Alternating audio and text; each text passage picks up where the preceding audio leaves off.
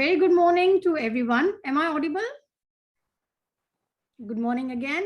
Welcome to episode 8, Life Skills of Bounce Back Talk series, an initiative by us, the Pathfinders. We are 5 coaches from different locations, different walks of life, having different specializations. And what got us together was the belief that also happens to be a very famous movie quote: with great power comes great responsibility.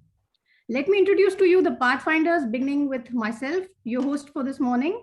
I am Uzma Golindas, a certified ambition and unambiguity coach. I am extremely passionate about helping people with the issues that stand between them and their success. Being an English language trainer and a personality mentor, I also focus on confidence and communication related matters. A postgraduate from London, I currently live in the UAE.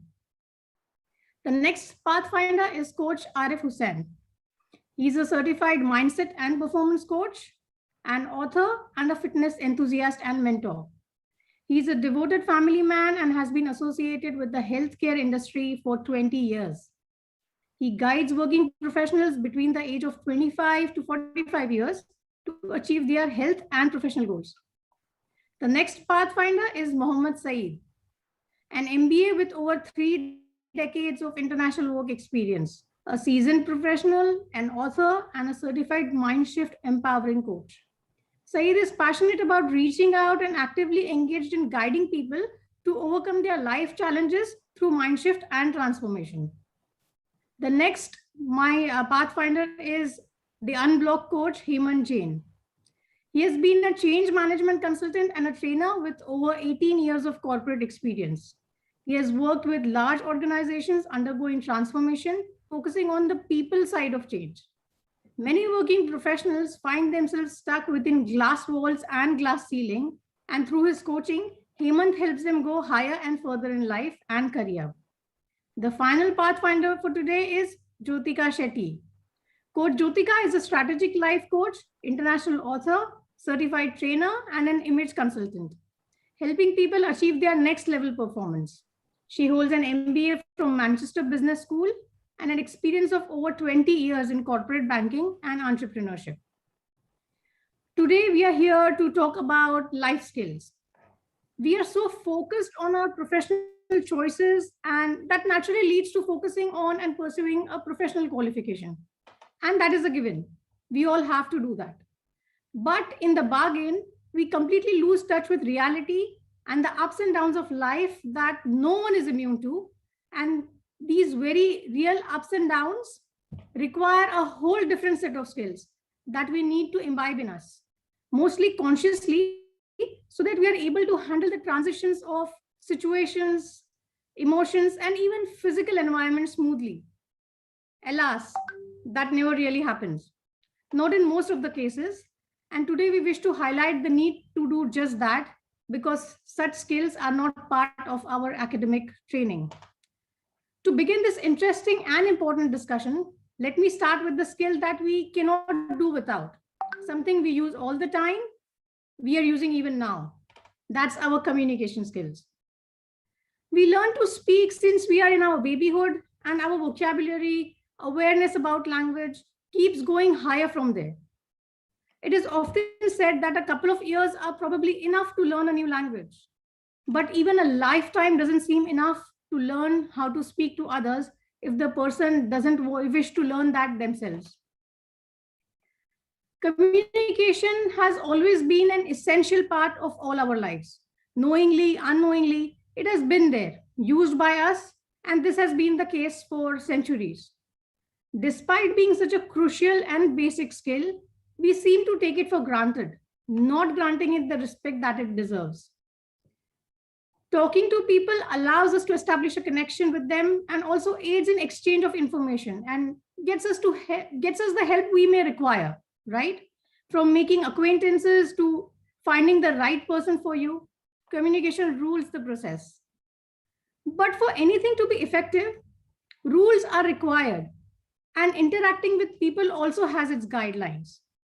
When these parameters are ignored, communication loses its impact. Languages, they have dialects. and different usages depending on the location. Like in London, the underground train is called the tube, while in the USA, it's called the subway. And as if all that is not enough, we have other rules to look into. These are the unwritten but extremely important codes of verbal communication. Like, have you come across people who ask you a million questions and conversations with them only appear like a Q&A round where all the answers have to come from you? Well, asking questions makes the other person feel that they are being taken interest in. That's true. But too much can actually make them feel like they are being interrogated. Reminds me of Paresh Rawal's character in the movie Judai. Also, a very common problem happens to be the overly vocal, extra eager participants who will not let anyone else finish what they are trying to say. You may hear them out patiently for several minutes, but they won't even grant you half a minute to say what you want to say. Such interactions can leave one feeling humiliated and unheard, leading to emotional resentment. But how much damage do they cause to the process of communication? A lot, actually. People may find it a turn off to participate in discussions where verbal toes are constantly stepped on, and it may also lead to the participants turning a complete deaf ear to the whole interaction, because if you're not going to get to speak, there is no need to pay attention to what is being said, because again, there is no way to cross check how much one has actually absorbed, right? This has happened to me, and believe me, despite best intentions, it just happens so. What is also interesting is that will such conversations ever lead to any fruitful collaborations? I don't think so. Mostly no. Because if you are unable to tolerate someone's presence during a conversation, which is a relatively short period of time, how will you be able to have a working, performing rapport with them? There are a million things that can be said about communication and language. And I, being a language trainer, know this with absolute certainty. But for now, if we can concentrate on communication, communicating with courtesy to promote collaboration, we will have achieved a lot. After pondering over communication skills, it is very natural to wonder about interpersonal skills, isn't it? After all our communication is directed towards someone who we want to interact with for a specific purpose. So I invite Coach Jyotika to share her thoughts with us on this. Jyotika. Good morning, Uzma, and to everyone present here today, and thank you very much. Well, Uzma, you spoke about an excellent topic, communication. That's very important. But what I'm about to talk about is while it's important to communicate, it's also important to communicate at the right time in the right place. So I'm here to talk about that important aspect, that you can communicate when you are handling your emotions in the right way. Otherwise, you just end up talking things which are not required, and it could actually mess up the entire relationship. And that's called as being emotionally intelligent. Now, why this topic is dear to me is that last year I also wrote a book about emotional intelligence and how this particular skill has helped me in my own life to overcome challenges. As fancy as it may sound, we are quite used to hearing this term called as IQ, right? Very few people actually understand, although we may have heard EI and EQ, very few people understand what exactly it is. Let me start by giving an example. Imagine a husband and wife, they're talking to each other, and during the course of conversation, they touch upon a topic where both of them do not have the same views. Now, under normal circumstance, if you know why the other person is thinking so, you would probably understand, and the entire conversation could move towards a direction of understanding, love, compassion, care, all of those things. But imagine the wife or the husband thinks, why is my spouse thinking so? He or she doesn't love me. This is what they behave like. This is always, I'm always, he always behaves like that with me. All of that could actually lead to devastating situation or, completely different direction. Now, this happens when we are not able to handle our own emotions and feel and exclude those emotions that are not required at that point in time. This is called as being not emotionally intelligent. So emotional intelligence is understanding your own emotions. Why are you feeling the way you're feeling? And also understanding the other person's emotions of why they're feeling the way they are feeling. So in a nutshell, creating that awareness around you, being aware of your emotions, and directing it in a way that will help you progress rather than go down the drain. Now, this is not only important in personal life, but also in professional scenario. Before I touch upon the professional scenario, let me give you an analogy. Now, have you seen an iceberg? I mean, at least in the pictures we have seen, Titanic is the last I saw, but I think that's it. That's where you see the iceberg. At least I saw the iceberg. Now, the iceberg, what is visible to the eyes, is 1/3 or even a small portion above the surface, or above the sea, above the water. Now, the actual iceberg, if you actually look at it, there's a huge, huge iceberg that's lying below the sea. And this clearly can be applied to the opportunities that are lying or you face in your life. COVID situation, for example, we all of them, yes, we've all been affected, no doubt about it. But how many of us have actually taken this or also seen opportunities that are lying amongst these challenges? You see, Zoom that we are talking, sitting here, is one of those opportunities that the world saw. And a lot of our life, a major portion of our life is lying in Zoom now. I mean, I can say that Zoom is my second home. So this is the opportunity that the world saw. Now, how much opportunity did we see in our world depends on how we have actually taken this whole situation and the perspective that we have applied here. Now, the iceberg that is below the surface or below the sea is the opportunity that lies most of the time in our life. Apply this to your own life. And the actual thing, what is visible to your eyes, is the challenge that is visible to the eyes.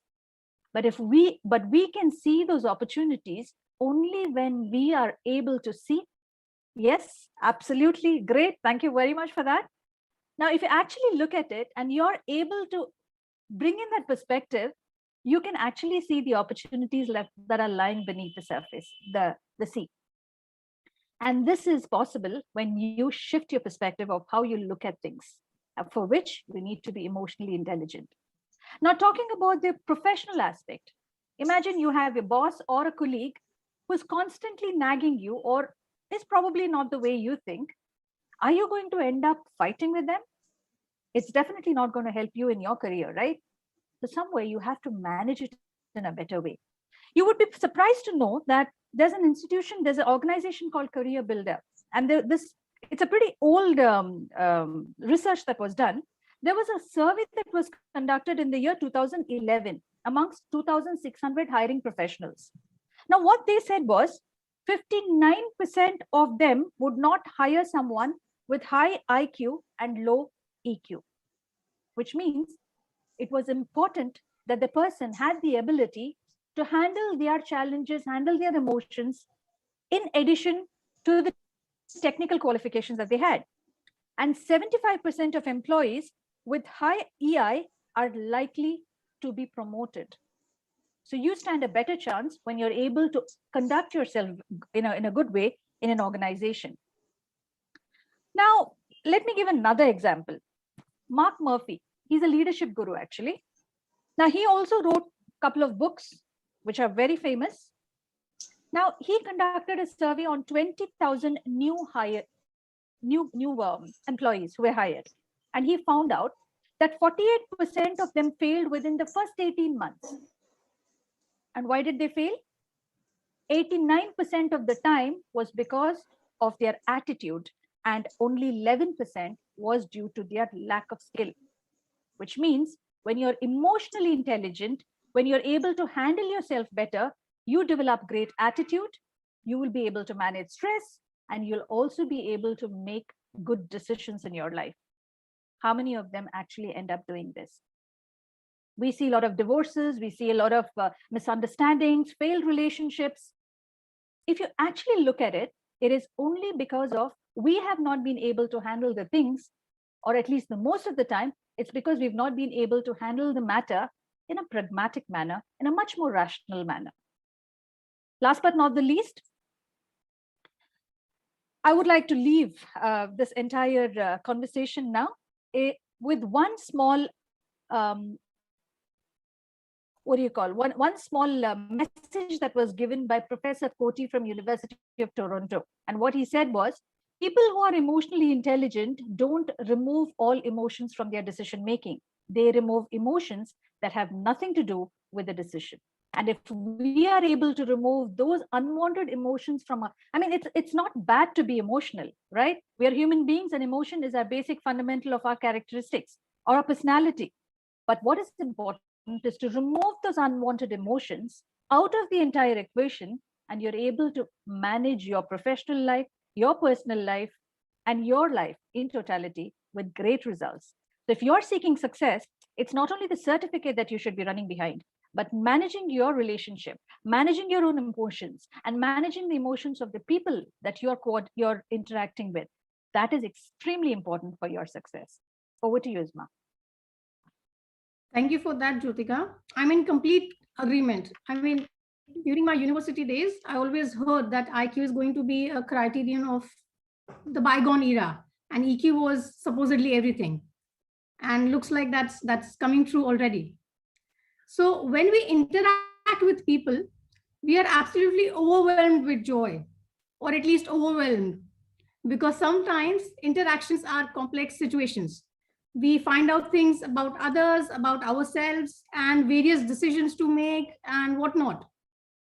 So now I think we should have Coach Hemant so that we can hear from him what he thinks about critical thinking and decision making. Hemant, over to you. Thank you, Coach Uzma. I think, therefore I am. I'm sure we have all heard about that. I think, on a very serious note, thinking as a skill is something which has kind of been left out of our education system for reasons I fail to understand. Our thinking process, the way it has been developed by the education system, has been kind of restricted to, in the early stages in math, 1 plus 1 is 2 and 7 multiplied by 3 is 21 and so forth. It was very, very mathematical. The questions and the answers were already taught to us.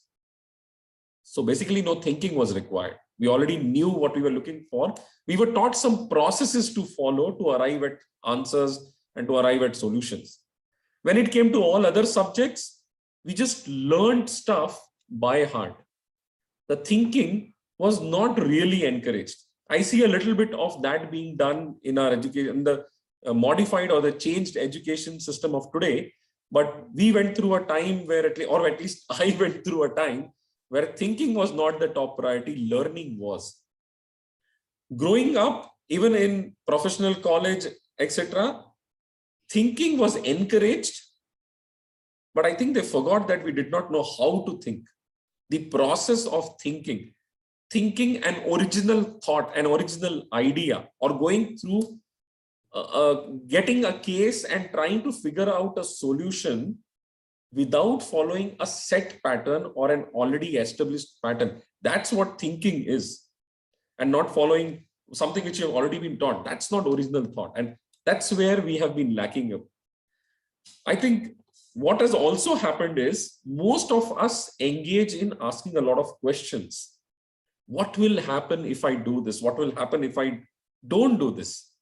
The trouble starts when we don't answer them, right? I think quite a few audience members will identify with that whole thing about asking a lot of questions and not answering them, because that's what we called worrying. In the last episode, Uzma, you had coined the term warriors. We all are warriors in that fashion, that we ask questions without answering them. Thinking begins with those answers. The moment you ask yourself a question, it's the conversation we are having with ourselves. Uzma, you talked about communication a few minutes ago. Jyotika talked about those relationships, interpersonal skills. What about the communication we have with ourselves? The chatter, the constant conversation which happens in our head. What about the relationship we have with ourselves? Asking questions but not answering them. The thinking starts from answers we give to ourselves. And it's an extremely important thing because one, the worry is now out of the window because we asked a question, we answered it. We can of course ask another question and then answer that, and then another question and answer that. The worry is now out of the window. The thinking has replaced it. As we go on answering the questions, we are getting more and more prepared for whatever we were thinking about. It could be planning a birthday party or planning my retirement or even planning insurance in case an untoward incident happens. It's the answers which is the start of the thinking. And now when it comes to thinking, the other thing which I've found kind of losing out in the race of media consumption is reading. Barring a little bit of newspaper reading, which people do, reading books is a habit which is now become rare. Yes, the Harry Potters are being read by kids and by some of us adults too. I'm a Harry Potter fan. But of course, reading needs to be increased. And I don't mind fiction reading because fiction reading by way of fantasy worlds helps us develop a creative side to our thinking. Reading non-fiction gives us better perspective, which will aid in our thinking. So first step is to start thinking, then is to develop thinking by reading. Have a variety of reading habits. I mean, I don't recommend newspapers, sorry. There's more bad news in there than good news. I stopped reading newspapers 20 years ago, but I have been reading books all through. There have been years when I have read more than 50 books in a year. Fiction, non-fiction, all types of books. They expand your perspective. And now before I would close, I would talk about the actual thinking skill. The term brainstorming is used by many people and it's used very loosely. Let's brainstorm some ideas. Let's together and thrash out some ideas. One of the basic tenets of brainstorming is then ignored completely. The basic tenet of brainstorming is when we are in the process of generating ideas, you don't judge any of the ideas. It's a free flow of ideas. It's a free for all ideas. If 5 people are sitting at the table and coming out with ideas, you don't stop anybody. You don't criticize anybody. You don't judge any idea as soon as it comes.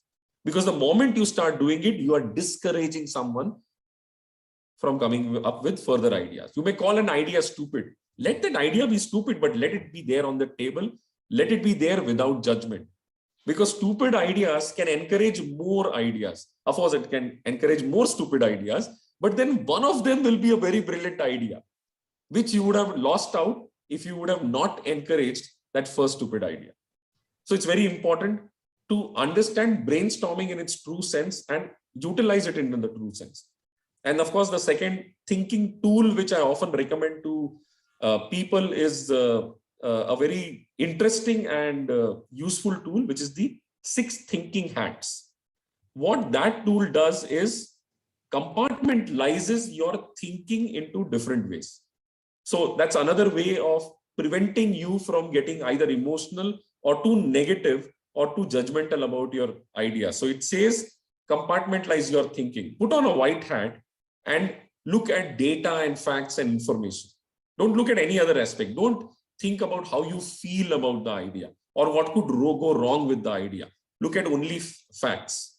The red hat thinking is pretty much how you feel about the idea. What does your intuition say? Does it seem right? Does it sound right? Right? Then you go to the values and the benefits of that idea. If it works, what will happen? The yellow hat thinking. The green hat thinking is for creativity solutions. Be creative. Come out with your stupid ideas. Come out with your fantabulous ideas. Right? What if I were to able to give serve food to every member on planet Earth? 7 billion plus people. It's an impossible task. It's an impossible idea. But can I start thinking on that? Because the moment I start thinking about that, I can talk to a few people who can say, yeah, we can do that. Maybe not 7 billion, but can we start with 1 million? Can we start with 10 million? Can we start with 100 million? I mean, some members here may be aware that recently UAE as a country took on this challenge of feeding 100 million people. They seeked donations and they went far above 100 million in getting donations. And now they plan to feed about 200 million plus people. Somebody thought of an idea and then it was taken up. The blue hat is about the process. Now you get into the details. And if we were to take this idea up, how will we go through it? What will be the next steps? What will be the action plans? And then finally, you bring in the black hat. What will go wrong? Why this idea will not work? What is the worst that can happen if this idea is brought into play? Now, by compartmentalize your thinking, if you're working in a group or even when you're working alone, you give yourself freedom to think in a particular direction. And once you have that freedom, then you can go all out and think. And then, of course, you're looking at all the perspectives. So each one of you in the audience and those who are looking at the Facebook Live or those who are even looking at our YouTube videos, make sure you start thinking, answer the questions you are asking yourself and think. That's a life skill without which you can't live. Over to you, Usman. Thanks, Hemant. That really was thoughtful, and I'm sure the audiences are already thinking. Please let us know what you're thinking in the chat box. And I hope, Hemant, that your talk provokes people enough to start reading again. Okay. We have discussed communication, interpersonal skills, thinking. Now is the time to jump into some real life, hardcore, everyday stuff without which life cannot move on. I know you're a bit curious to know what these skills are, so I ask Coach Saeed to share with us his thoughts on this subject. Over to you, Saeed. Yeah, thank you, Usman. Good morning, ladies and gentlemen. Yes, I mean, the people who spoke before me, I think they presented very interesting perspectives. And life skill, simply put, these are the skills required for everyone to manage themselves, to lead a successful life, and also to avoid embarrassments. When I say that, I mean, I will explain what it is like. But in general, you know, there are different kind of skills that you'll be needing at different stages of life. Some as a student, they're different as a professional. And some skills you need as a spouse, some you need as a parent. These are all different things at different stages of life. However, there are certain things that you need at all stages of life. These are the basic things that you need, and having these skills will make your life easier and better. So, broadly speaking, I would put skills into two categories. One, the skill that you need to deal with the external world. And the two, these are the skills that really matters to you, that is at an individual level, a personal level. So when I say skill at external, to deal with external world, the skill that you need, like technical skills, trade skills, ability to speak like the speaker, before we emphasized on that, interpersonal, behavioral skills, and various other skills that you need to be successful as a professional. All right. And this part is largely organized, and it is institutionalized, and people can seek these skills in a planned and programmed manner. While the other skills, which is a major part, according to me, is not at all focused. And these are the fundamental requirements, yet it is largely neglected. These skills that you need on a daily basis, and they don't find place in our education system, definitely not in our continent.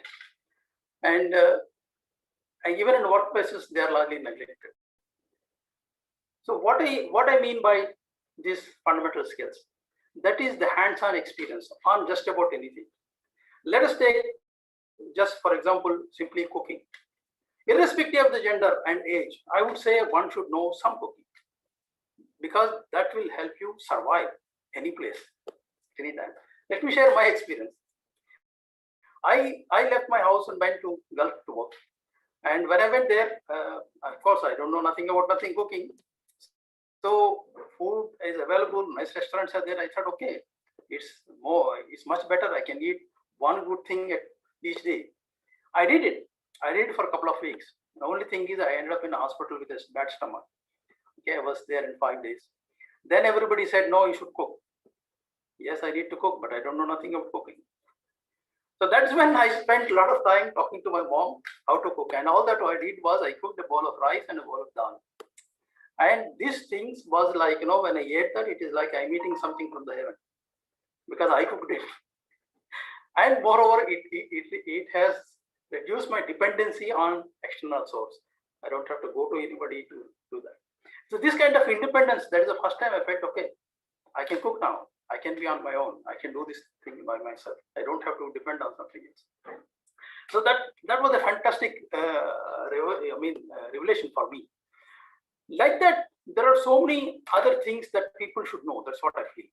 Like cooking, fixing things, basic repairs, at home, and sewing maybe. Fix a button on your coat or anything like that. Cleaning, buying, if you go out, I don't know how many of you experience, but because I have young adults as children, when I go out with them, let's say I go to vegetable market, they don't know many of the vegetables. He can't name them. You don't know what it is. Forget about leaves. He cannot differentiate the leaves at all. And this is, when they go out to survive on their own, I think these things will deprive them of many of the living in a comfort, because they will again depend on some other things, and also things like organizing. Organize your bookshelf. Do some. These are the basic things that you need to be knowing right from childhood, which eventually will help you when you grow up and become a professional. If you are able to organize your bookshelf as a child and as at home, tomorrow when you are at work, your desk will be, you can expect it to be clean. You see, this is how it builds up. So kids today, they don't know the difference between a banyan tree and a mango tree. This is not a very good situation. It's good to be as a joke, but it's not a good situation when you go out there and live in real life. So you need to be knowing these things. You need to be knowing, because let me share another funny incident happened with me. I had a guest staying with me for some days when I was working in Gulf. This guy is an engineer and he worked in different countries, and he is a software professional with a lot of certifications in Microsoft and Oracle and all these things. And one day he's ironing, okay? He's ironing for the last 5 minutes, and he calls me and says, Sai, this iron box is not working. I said, why is it not working? It's fine. When I went and saw, what I saw is he put this iron box plugged into a telephone socket. Would you believe this? Telephone socket. He doesn't know the difference between a telephone socket and a power socket. Now, what is the use of all his education? And it so happened that he got a very good job in a very big company, but he could not install a printer. He was fired. So this is the thing, these are the practical things that one need to know, and one need to know from early age, and it helps. It helps. And I have come across instances where people working at a shop floor level, when they went on vacation, things went wrong, and big managers and big engineers could not fix it, and they canceled their vacations and brought them back. So I would emphasize that one need to be involved in doing things with your own hands, have a hands-on experience. This will go a long way in supporting you as a professional also. So what I would suggest is parents should involve their children right from early age, to get them to do things, do some small things at home, make them cook something, make them learn how to do those things, feel it, experience it. Because experience, you can read 10 books about making an omelette, but you cannot make it unless you really make it. So that's as simple as that, you see. So this has a severe impact as you grow up in your professional life also. These things should become as a habit. When you become a habit, then it's easier for you. So apart from getting all those professional and all those things, I would suggest that it is also a very effective way of, when you do these things, it's also a very effective way of family bonding, building a team spirit, and kind of, all these things, it will come as a package when we get involved children in doing these things and make them a complete man, as they say. So having said that, over to you, Usma. Thank you so much for that, Saeed. I couldn't agree more with you. But you said that there are kids these days who have problems differentiating between mango tree and banyan tree. Well, there's a very quick way to do that. On banyan tree, you find female ghosts. I mean, they say churel rehti hai us pe, right? So that's the easiest way, the easiest hack to differentiate between the two trees. So yeah, if we wish life to be smooth, better, and if we desire to be self-reliant, it will come not just if we attain financial freedom, but we'll have to know these basic skills too, just as Saeed said, to be truly independent. So after being good at communicating, having developed all the handy skills, dealing with the intricacies of interpersonal relationships, and learning how to think a little bit today, let us dive into some mindset skills that are absolutely useful even in our everyday lives. But somehow they do not get as much attention, probably because their usefulness can only be experienced. So I asked Coach Arif to take us through those skills and share his experience. Arif? Thanks, Uzma. And good morning, everyone. So I was amazed to see when Saeed was speaking about that telephone socket story, right? And I realized that people are running and working to become specialists, and they don't want to become, jack of all trades, maybe. But change is the only constant in life, as you know. So how do we adapt to this ever-changing world? Becomes one, it has become the biggest challenge. So adaptability is defined as the ability to adjust to new or change conditions quickly without experiencing stress or negative emotions. Whenever there is a change in the outer environment, a lot of time is wasted in thinking about the past, even if people were not very happy in the past too. So some people adapt to changes quickly and get results quickly. Those people are high on demand in jobs and in the society as well. But they help others as well to bring in the change required to adapt to new normal. For example, people who could foresee the challenges they would face during the pandemic were more prepared and brought changes accordingly and actually changed the way they were doing their business and leading their lives. People who were stuck in their minds thinking that old days will come again could not decide what to do and perished or are still struggling. That means adaptive people are visionaries too.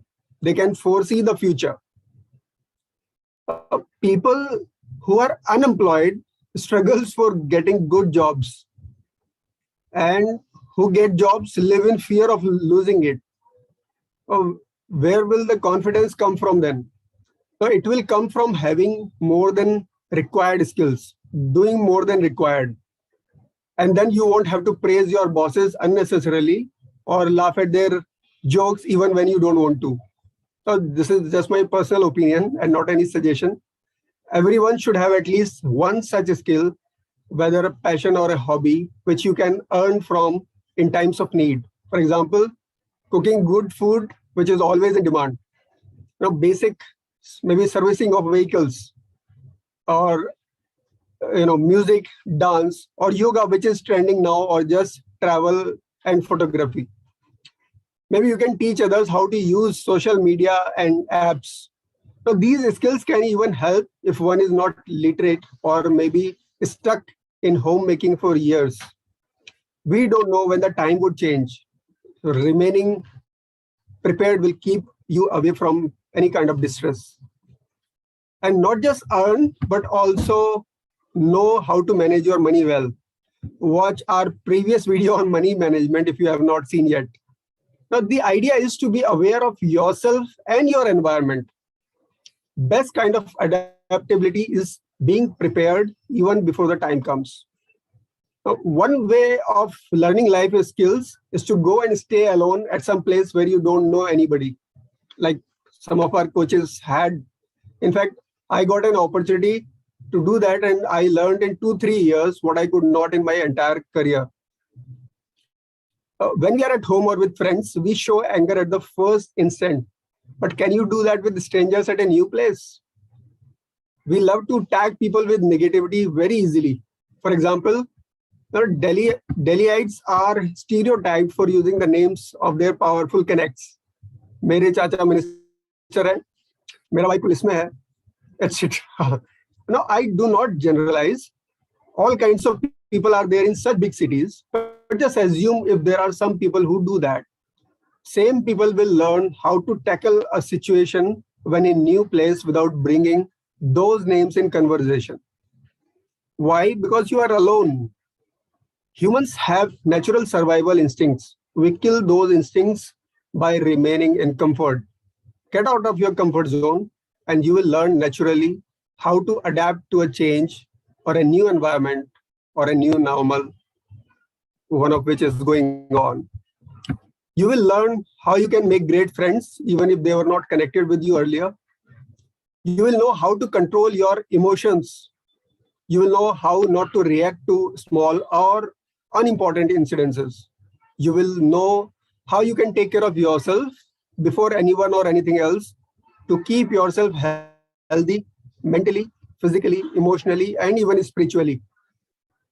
There will be times when you could rely only on God or the universe, whatever you believe in. You will know your strengths and weaknesses.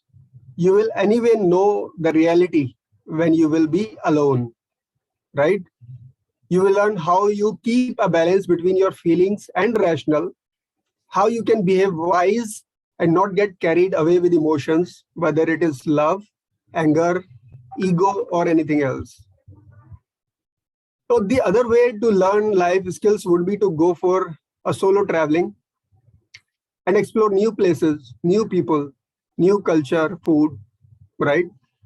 Or spend a few years, maybe a year or two in sales or in some job where you have to deal with public. The simplest thing would be to involve 100% in what you do and the daily chores at home, things that happen in your environment, in your neighborhood, and in the society, or things that you want to happen. As Gandhiji said, be the change that you wish to see the world. Over to you, Uzma. Thank you for that, Arif. It was thought-provoking, almost enlightening. And I think after listening to your talk, it is time to add patience as one of the life skills to our list. See, we need to be flexible and adaptive in our approach and attitude too, as change is the only constant, and we need to keep moving ahead with the changing times in our lives. The list of skills that make life better, easier, more independent is endless. And with the ever-changing environment that we live in, I'm sure it wouldn't harm to add maybe sense of humor, liking your own company, and attaining a sense of balance, like not going towards any one extreme. I think those will help too. Now that we have finished discussing this with all the coaches, dear audience, we end the discussion here, but it is just the beginning of your thoughts on this matter. So I open the floor for your questions. Feel free to flood the chat box with your queries and experiences. And if you raise your Zoom hand, that's in the reaction tab, you will get to speak to one of us directly. Please go ahead.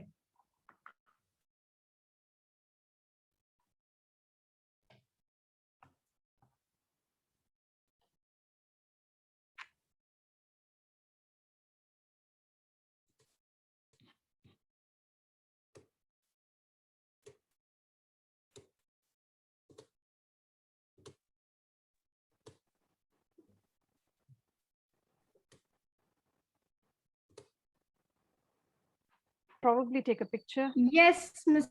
Yasin. Good morning. Morning.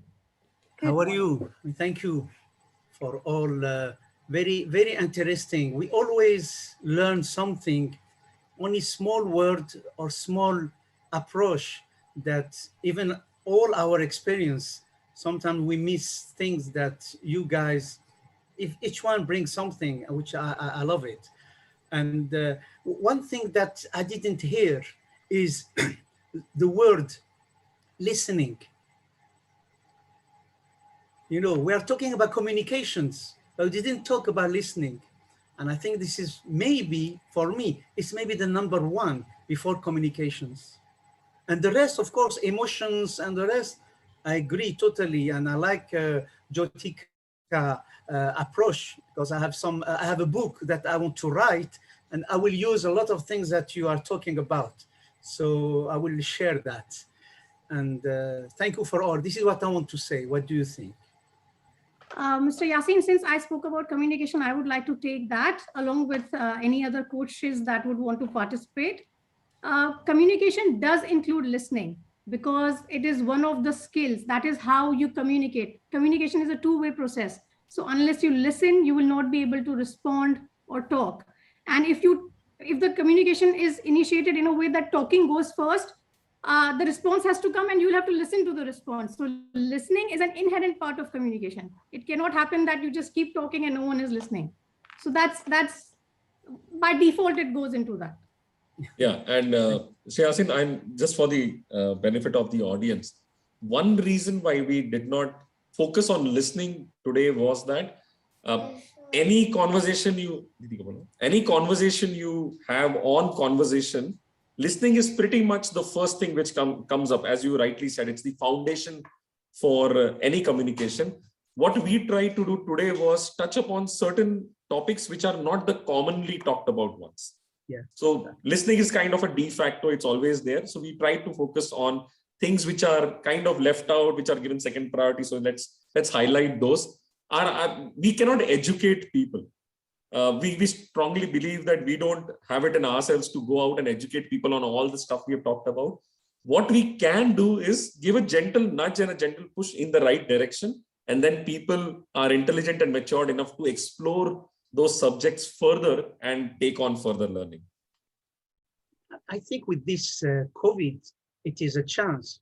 For me, it's a chance really to change the system of educations, the system of communication as well, and maybe to put everyone in the same level. When I say everyone, it means Europe, America, Asia, India, Africa, to put them in the same level. Why there is always up, why there is always down.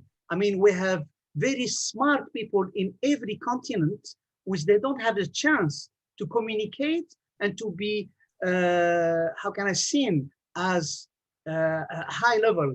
It has to be always from the other side, but not from another side. And I think with the communications and the Zoom, the platforms, maybe people would be highlighted and they will see, okay, we have something happen in India, something happen in Africa, something happen in Indonesia, something, it's not always the other side. So I hope this COVID, maybe it will give a chance to make the balance different. Absolutely. Definitely. Thank you, Yasin. Welcome. Thank Thank you. you. For you. Thank you.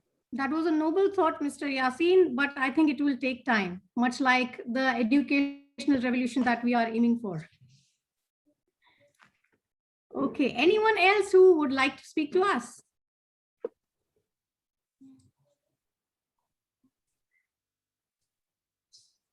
Galal? Show of hands, anybody on video? I'm just looking through all the... Yeah. Galal, we did read your comment where your mom said that you have 2 ears and 1 mouth. So you would listen rather than speak, or you would listen twice as much as you speak. I think Wonderful thought.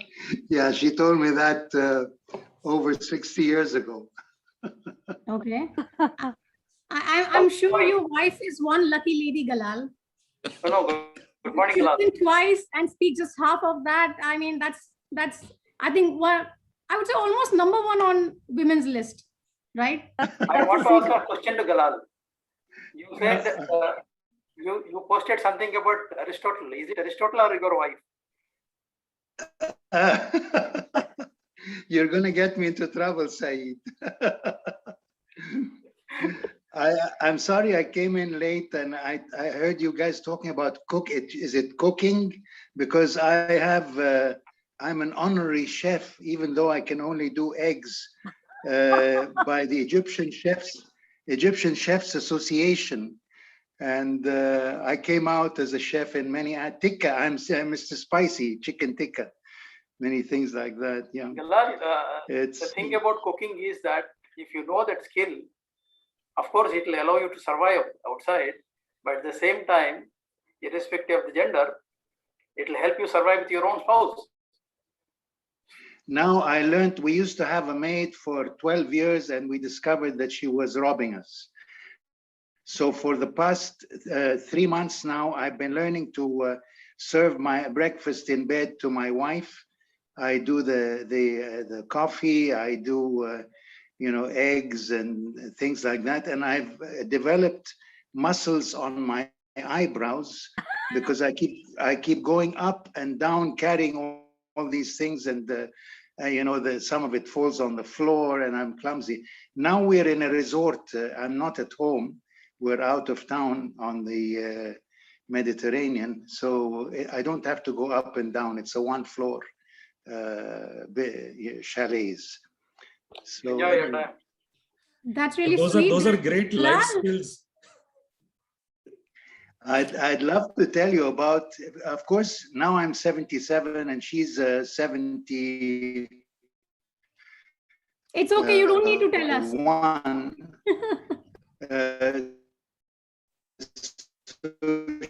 She can't carry her bags and things, so it's full of everything, the charger, the phone, everything. And then men start to look at me and start saying, "Hi there, honey," when they see me carrying a woman's bag.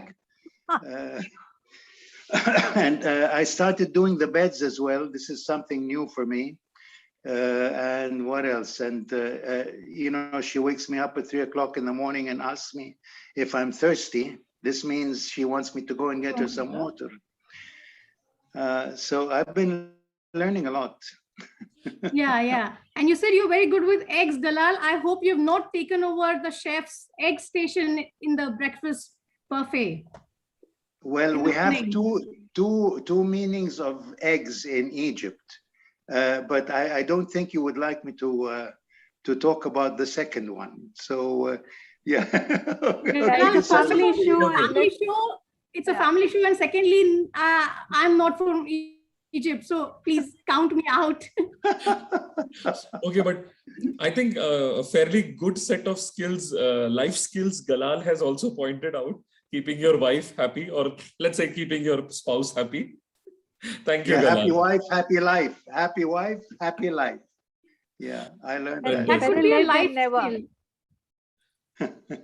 Today we have Hannah. I think this is a good time when we can ask all our audience members to come on video for a moment before we start losing a few people. Because we need to take a picture. So if all of you come on your videos, we will be able to capture you and you'll be able to see it when we post it. Otherwise, it's just going to be empty windows and even your name may not be displayed. That's the way Zoom works. Thank you so much, Saurabh, Prashanti, Mr. Krishna, Mr. Yasin Sirat, Mr. Masood and Galal have already been with us throughout. Maya, Vandana, Sumaya, Anna, Alex, Rashil, Lingeshwaran. Mr. Alex, can you please come on your videos if possible? It would be great to just have that picture with you. Okay. Okay, Sumaya is here. Thank you, Sumaya.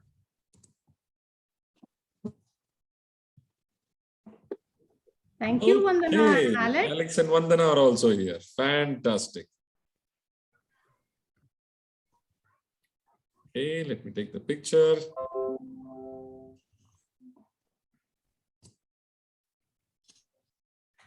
Thank you very much. Thank you very much. We still have time if you have any questions or if you want to interact.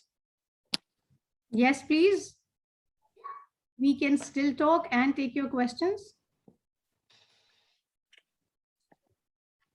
I hope you don't want me to make that airline kind of an announcement. This is the last call for all questions and interactions. Please line up.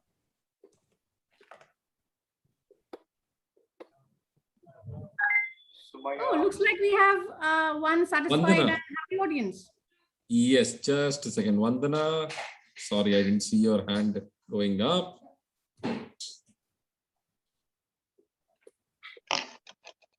Yeah, good morning to all, and it was a great session and quite a lot of learning also. And thank you, Vandana. Yeah, and I loved your conversation also. So Dalal was sharing his experience. That was quite good. I was moving around in the house and putting on my earphones and listening. So now I got time. I said, okay, let's have a click. Okay. Yeah. I mean, all the wives can actually, ask their husbands to listen to what Dalal just said. We'll put the recording up soon, so you would not yet miss the opportunity. Okay. Anyone else who would like to speak to us? You said something, Said? Hemant was saying something, but he is on mute.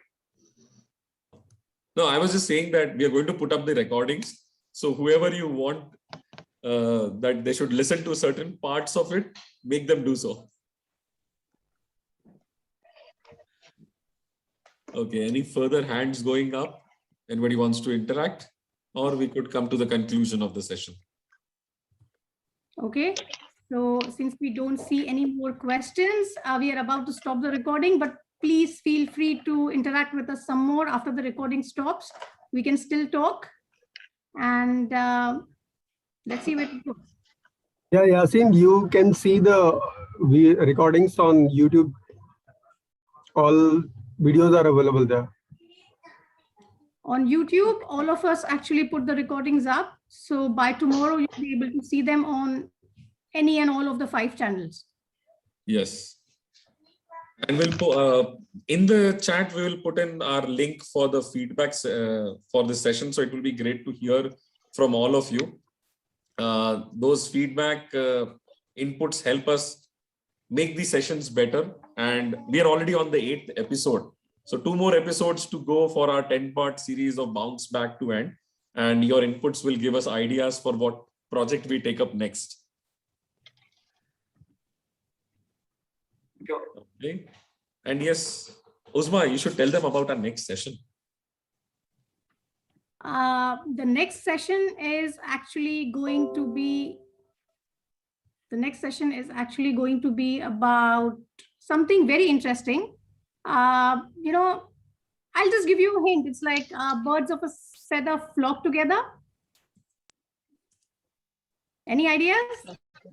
The company you keep? It's going to be the mastermind. So let's see what your mastermind is when we meet next time. And we'll tell you about our mastermind, of course. Do join us at 11 a.m. next Saturday. We would love to have you. And now we can just talk.